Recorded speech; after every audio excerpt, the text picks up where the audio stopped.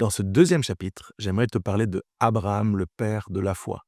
La foi d'un père ouvre un chemin que ses enfants n'auront plus à défricher. Quand je pense à Abraham, en fait, je vois un homme que Dieu appelle à sortir, à partir sans savoir où il va. Un homme ordinaire dans un monde idolâtre, à qui Dieu confie une promesse extraordinaire. Et c'est là que tout commence. Dieu choisit un père avant de choisir un peuple. Parce que pour changer l'histoire, Dieu commence toujours par un homme qui croit. Alors la première pensée de ce chapitre, c'est que il faut quitter pour obéir. Quand Dieu parle à Abraham, il lui dit ceci, c'est dans le livre de la Genèse, chapitre 12, verset 1er. Il lui dit: quitte ton pays, ta famille et la maison de ton père, et va vers le pays que je te montrerai. Cette phrase contient toute la dynamique de la foi. Quitter et aller. Quitter, c'est toujours douloureux. Quitter, c'est renoncer à ce qu'on connaît, à ce qui nous rassure, mais c'est aussi l'étape nécessaire pour entrer dans la promesse. Je crois que chaque père doit passer par là. Pour devenir un homme de foi, tu devras un jour quitter ce que tu as toujours connu. Les schémas de ton passé, les blessures de ton histoire, les limites transmises par ton environnement. Abraham aurait pu rester à Ur, la région où il habitait. C'était une région riche, tranquille, il était installé, mais il a préféré l'inconfort de la promesse à la sécurité du confort. Et c'est ce qui fait de lui le père de la foi.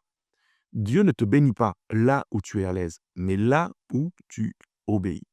Quand tu décides d'obéir malgré l'incertitude, tu ouvres un chemin spirituel pour ta famille et ta foi devient un héritage vivant.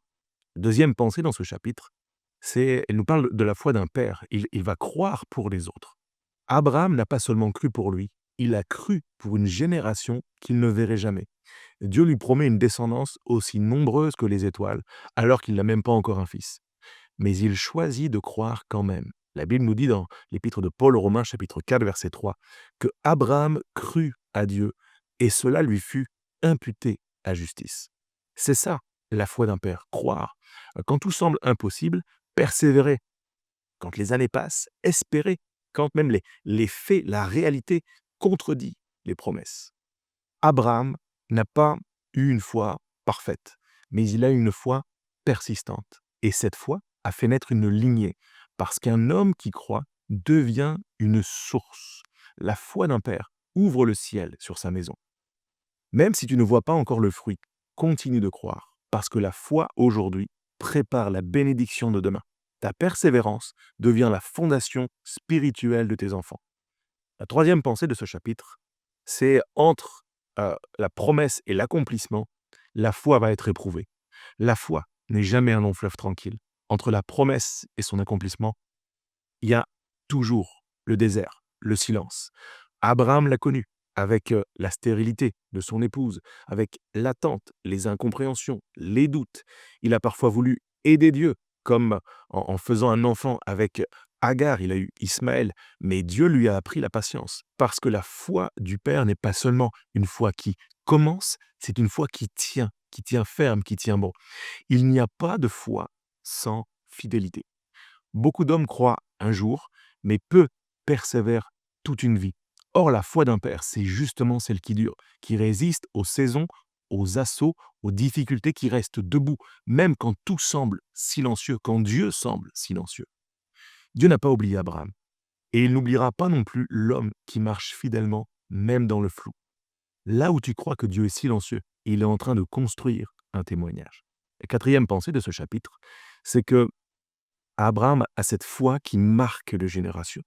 Quand Isaac, son fils, va naître, c'est la victoire de la promesse, mais c'est aussi un nouveau test. Dieu va à ce moment-là demander à Abraham de lui offrir ce fils qu'il a attendu toute sa vie. Humainement, c'est incompréhensible. Spirituellement, c'est un sommet. Abraham n'a pas compris, mais il a obéi. Il a pris son fils, Isaac, il l'a amené sur la montagne, il l'a lié, il a levé le couteau, et Dieu est intervenu. Ce moment a changé l'histoire. Ce n'est jamais le désir de Dieu que nos enfants meurent, mais Dieu voulait vérifier si, malgré l'accomplissement de la promesse, Abraham était plus finalement attaché à Dieu ou à sa famille. Et il a livré là aussi un exemple en faisant passer le cœur de Dieu, la volonté de Dieu, avant tout le reste. Et sur cette montagne, Abraham savait que d'une manière ou d'une autre, Dieu allait pourvoir. On voit ça dans le livre de la Genèse au chapitre 22, verset 14, où il est écrit que sur la montagne de l'Éternel, il sera pourvu. Cette déclaration de foi vient d'Abraham. Et depuis, cette montagne reste le symbole d'une vérité éternelle. Dieu pourvoit toujours là où la foi obéit. La foi d'Abraham a marqué Isaac. Ce jour-là, le fils a vu son père obéir, faire confiance, croire que Dieu allait pourvoir d'une manière ou d'une autre. Et cette expérience a gravé dans son cœur une leçon que aucun discours n'aurait pu enseigner. Voyez-vous, je crois que les enfants n'ont pas besoin de pères parfaits, mais de pères obéissants. Chaque fois que tu obéis à Dieu devant eux, tu transmets quelque chose d'invisible mais d'éternel. La foi ne se lègue pas par des mots, mais par les actes. La cinquième pensée de ce chapitre, c'est que le père de la foi a été une bénédiction pour les nations. Abraham est devenu le père de la foi, non parce qu'il a tout réussi, mais parce qu'il a marché avec Dieu jusqu'au bout. Et Dieu lui a dit, toutes les nations de la terre seront bénies en toi. Quelle promesse magnifique dans Genèse 22, verset 18. Et nous sommes ces nations. Cela veut dire que la foi d'un seul homme peut influencer le monde. Un père qui choisit de croire ouvre les portes que d'autres franchiront. Quand tu te lèves chaque matin pour prier, quand tu refuses d'abandonner, quand tu bénis tes enfants, quand tu restes fidèle dans les saisons sèches, tu es en train de bénir ta descendance, ta foi a une portée générationnelle. Elle ouvre des portes que tes enfants vont pouvoir franchir. Ce que tu fais dans la foi aujourd'hui deviendra la force de ceux qui te suivront demain. La foi d'un père, c'est le premier héritage d'une famille stable. C'est elle qui donne la paix, la direction et également la sécurité intérieure. La sixième pensée de ce chapitre euh, nous appelle à être finalement un Abraham aujourd'hui. Dans notre génération, Dieu cherche encore des Abraham, des hommes prêts à quitter leurs habitudes, à marcher par la foi, à croire à contre-courant, des pères qui plantent des tentes plutôt que des trônes, parce qu'ils savent qu'ils sont en marche vers une promesse. Être un Abraham aujourd'hui, ça se résumerait en ces termes. C'est obéir même sans tout comprendre, croire même quand c'est long, être un exemple de confiance pour les tiens, transmettre la foi par ta vie et garder l'espérance dans le silence.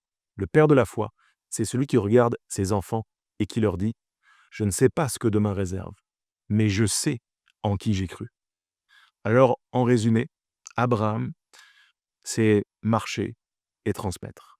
La vie d'Abraham nous enseigne que la foi est un voyage, pas un concept. Et dans ce voyage, le Père montre la route.